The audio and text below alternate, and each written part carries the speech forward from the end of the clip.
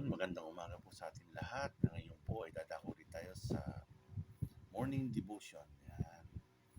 At sa umaga pong ito ay nais ko pong ibahagi sa inyo yung sinasabi sa ang title po ay ang Family Traditions. Yan. Sinasabi po dito sa Deuteronomy 6, 4 to 9. Ito po ang sinasabi. Dinggin mo, O Israel, ang Panginoon nating Diyos ay isang Panginoon at iyong iibigin ang Panginoong mong Diyos ng iyong buong puso at iyong buong kaluluwa at ang iyong buong lakas. Yan. At ang mga salitang ito na aking iniuutos sa iyo sa araw na ito ay sa iyong puso. Yan.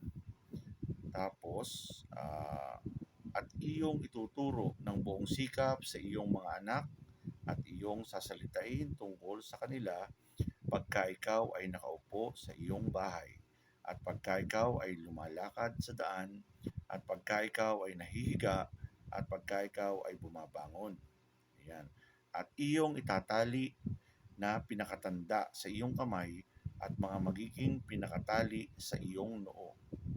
At ang last, at iyong isusulat sa itaas ng pintuan ng iyong bahay at sa iyong mga pintuang daan. Yan po ang sinasabi sa Deuteronomy 6, 4 to 9. Yon. Yan. Nais ko pong ibahagi sa inyo yung part ng tradisyon, family tradition. Ano ba mga family tradition? Yung mga ginagawa ng halimbawa, sabay-sabay kayong kakain tuwing sasapit ang Pasko. Yan. Sabay-sabay kayong uuwi kung nasa abroad man. Kailangan umuwi at magkakasama-sama ang pamilya. Tradisyon na ng pamilya ang mga ganong bagay. Yan. Gaano nga bang karami sa Biblia ang naipasa sa pamamagitan ng tradisyon? Yan. Una, dapat nating alamin ang pagkakaiba sa pagitan ng tradisyon at nagpasalin-saling mga kwento. Yan. Ang salitang tradisyon ay nagpapahiwatig ng isang pangmatagalang pagsasanay na hindi kinakailangang konektado sa anumang malinaw na katotohanan o ebidensya. Ang salitang pagpapasalin-salin ay isang method ng pagbibigay ng impormasyon. Ang mga nilalaman ng Biblia ay sa ilang mga kaso ay unang naililipat sa pamamagitan ng mga kwento ng matatanda. Yan. Ngunit hindi bilang resulta ng tradisyon, sa halip ang naisalin ay ang direktang paliwanag sa mga partikular na katotohanan patungkol sa ilang tao, lugar at panahon.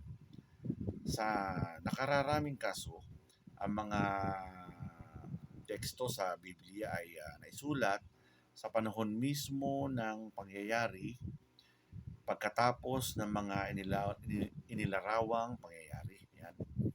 Ang isang magandang halimbawa ay ang aklat ni Lucas. Yan. Na malinaw na sinasabi ang pinagmulan sa Kabanata 1. Isinalaysay ni Lucas ang resulta ng kanyang investigasyon sa pamamagitan ng panulat na ginagamit ng mga karanasan ng mga aktual na saksi. Yan.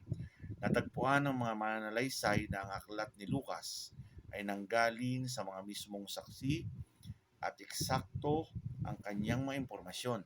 Yan. Ang mga bahagi ng ebanghelyo ay maaaring ituling na naisalin sa pamamagitan ng mga kwento. Bago ang mismong pagsulat, bagamat marami sa mga parehong katotohanan ang makikita din sa mas naunang naisulat na ebanghelyo ng aklat ng ni Marcos. Yan. Pinaniniwalaan na ang ebanghelyo ni Marcos ay naisulat humigit kumulang ng mga 55 AD. Yun. Yan. Napakalapit sa mga pangyayari na inilarawan sa aklat at masasabing hindi ayon sa kategorya ng tradisyon. Gayun din, maraming tao ang laging nakalilimot na ang ebanghelyo ay hindi ang mga pinakaunang aklat Kristiyano o mga orihinal na pinagmulan ng mga impormasyon, halimbawa, ng ilang mga sulat ni Pablo, yan, ay naisulat na bago pa naisulat ang Ebanghelyo. Sa unang Korinto 15, inilarawan ni Pablo ang pangunahing balangkas ng pananampalatayang Kristiyano. Yan. Sinasabi niya na ang kanyang mga naisulat ay ang mga naituro sa kanya noong siya'y maging mananampalataya na naganap ilang taon lamang pagkatapos ng pagkabuhay na maguli ni Jesucristo. Ganito rin ang masasabi sa Lumang Tipan. Ang mga salita ay intensyonal na isinulat para itala ang mga mensahe o mga pangyayari na nagaganap sa panahon ng pagsulat. Ang mga aklat ng Lumang Tipan ay hindi koleksyon ng mga alamat na may panimulang salitang noong unang panahon. Yun ang ginagamit lagi. At hindi hiwalay sa mga katotohanan sa kasaysayan. Yan. Ang direktang pagtatala ng mga mensahe ng mga pangyayari ay kasalungat ng mga kasulatan sa ibang pananampalataya. Gaya ng Islam. Alam naman natin ng mga kapatid nating Islam. Ang Quran ay eksklusibong naitala sa pamamagitan ng salit-saling kwento sa loob ng 40 taon ng ministeryo ni Muhammad. Yan. May maliit na bahagi ng Quran na naisulat sa maliliit na pirasong papel at mga pinagtabasa ng kung tawagin lang papyrus do yun. Ngunit hindi sa anyo ng manuscript. Yan. Tanging pagkatapos lamang na mamatay ni Muhammad, inipon ang kanyang mga sinabi na inedit at binago hanggang ang mga nagsasalungatang kopya ay sunugin ni kilala niyo si Caliph Uthman. Yan ang sinasabi. Gayon din ang isang pangunahing pinanggagalingan ng kaalaman ng Islam ay ang hadith. Yan. Na literal na galing sa tradisyon at ang tanging suporta ay ang pagtitiwala sa espiritual at integridad ng pinagmulan ng impormasyon. Ang proseso ng Islam ay pagtukoy sa pagiging katiwa-tiwala ng kanilang kasulatan ay kilala sa tawag na isnad. Yan. Ang isa pang halimbawa ng pagiging hiwalay ng Kristyanismo sa tradisyon ay nagmula mismo kay Jesus. Yan. Ginamit ng mga Pariseyo ang tradisyon para ipaliwanag ang mga kautusan ni Moses, bagamat mataas ang tingin ni Jesus sa mga kasulatan, mariin niyang kinundina ang pagtitiwala sa tradisyon dahil sa panganib na ipaliwanag ito ng may pansariling interes sa halip na ituro ang kalooban ng ating Panginoon Diyos. Kung makikita natin, tingnan po natin yung Marcos 7:6-9, ganun po ang sinasabi. Ang pagpapasalin-salin sa pamamagitan ng mga kwento ay hindi ganap na hindi mapagkakatiwalaan.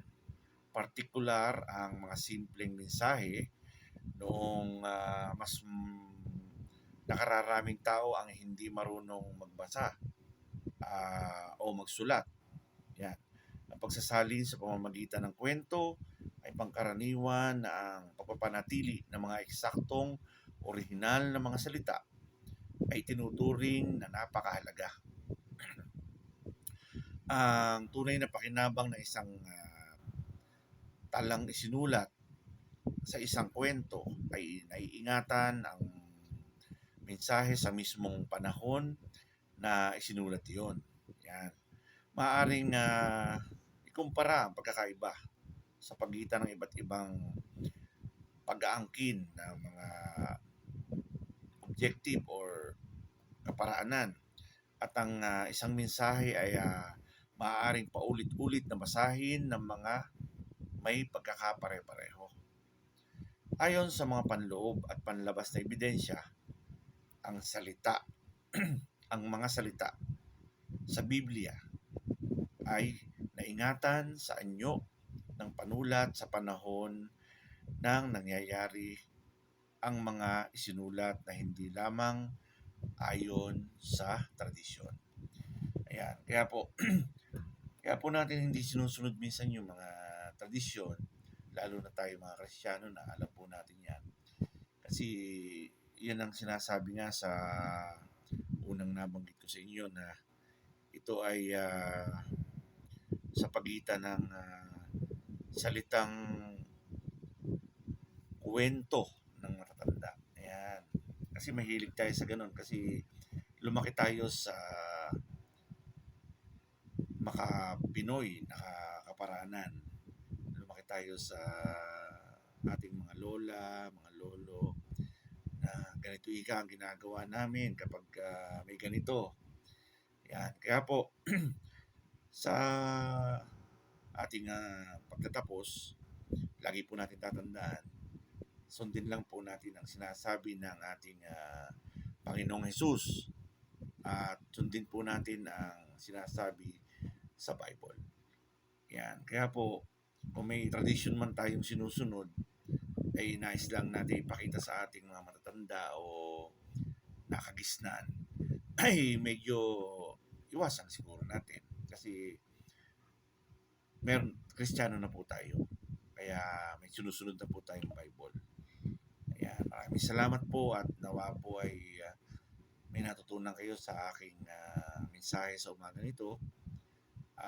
Ito pong ating morning devotion, lagi nyo pong papanoorin, ma-review nyo kung anong ating gagawin. Kasi ang family tradition ay ganun po talaga. Yan, sabi nga sa Deuteronomy ay talagang kailangang